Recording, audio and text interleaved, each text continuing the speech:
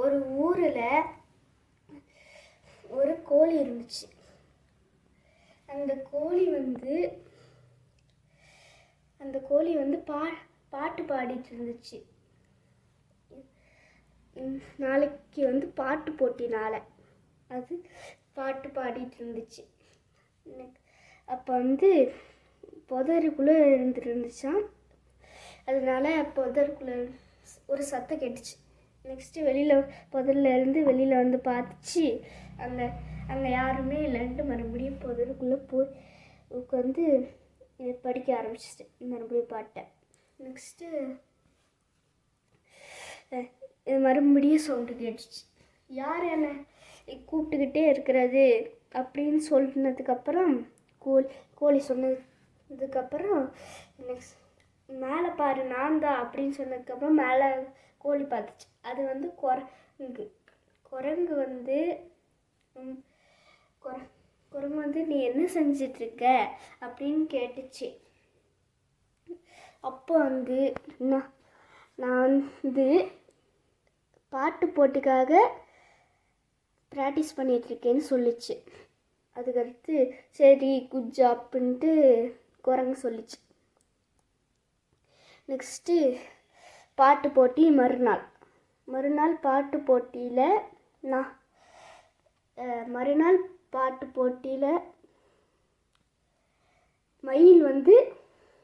மயில் இருந்துச்சு. அந்த மயில் வந்து பாட்டு போட்டியோட நடுவர்.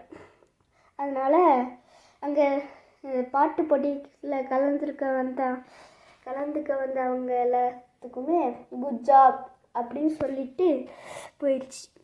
நெக்ஸ்ட்டு ஃபஸ்ட்டு வந்து குயில் வந்துச்சு. நெக்ஸ்ட்டு அது குயில் பாடுற பாட்டை கேட்டவுடனே எல்லாருமே இன்னும் கொஞ்சம் பாடு அப்படின்னு சொல்லிகிட்டே இருந்தாங்க கை தட்டிக்கிட்டே உற்சாகமாக. நெக்ஸ்ட்டு அதுக்கும் தொண்டை கட்டி அது வெளியில் போயிடுச்சு. நெக்ஸ்ட்டு கோழி வந்துச்சு. கோழி வந்து வெக்கப்பட்டுக்கிட்டே மேலே போச்சு. அந்த குரங்கு பார்த்துக்கிட்டே வெக்கப்பட்டுக்கிட்டே மேலே போச்சு. அப்போ வந்து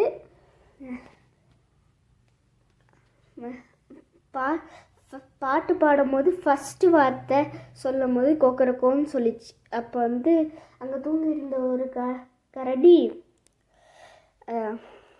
என்னது இது காலையில் ஆகிருச்சா கோழியே, இதான் உன்னோட வேலையே, நீ இந்த மாதிரி நீ எந்திரிச்சது மட்டும் இல்லாமல் எல்லாத்தையும் எழுப்பிடுறது தான் உன்னோட வேலையே அப்படின்னு சொல்லிச்சு. நெக்ஸ்ட்டு அதுவும் வெக்கப்பட்டுக்கிட்டே கீழே போச்சான். நெக்ஸ்ட்டு கழுகு வந்துச்சான். கழுகு வந்ததுக்கப்புறம் பாட்டு பாடுறதுக்கு முன்னாடியே சில பேர் ரொம்ப பயந்துட்டாங்க. பாட்டு தொடங்கினதுக்கப்புறம் சில குழந்தைங்க அழுதுருச்சு. சில பேர் ஸ்டேஜை விட்டே ஓடி போயிட்டாங்க. நெக்ஸ்ட்டு காக்கா வந்துச்சு. காக்கா வந்ததுக்கப்புறம் நீ எல்லாம் வராத, நீ எல்லாம் லாய்க்கு இல்லை இந்த போட்டிக்கு அப்படின்னு சொன்னாலும் அது கேட்காம மேலே போய் சந்தோஷமாக மேலே போய் பாட ஆரம்பிச்சிது. ஃபஸ்ட்டு அந்தளவுக்கு இல்லை.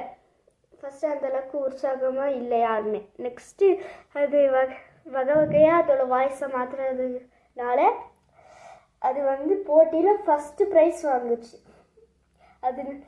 இதனால தான் நம்ம வந்து யார் சொல்கிறதையும் கேட்கக்கூடாது. நம்ம ஜெயிக்கணுங்கிற நம்பிக்கையோடு இருக்கணும்.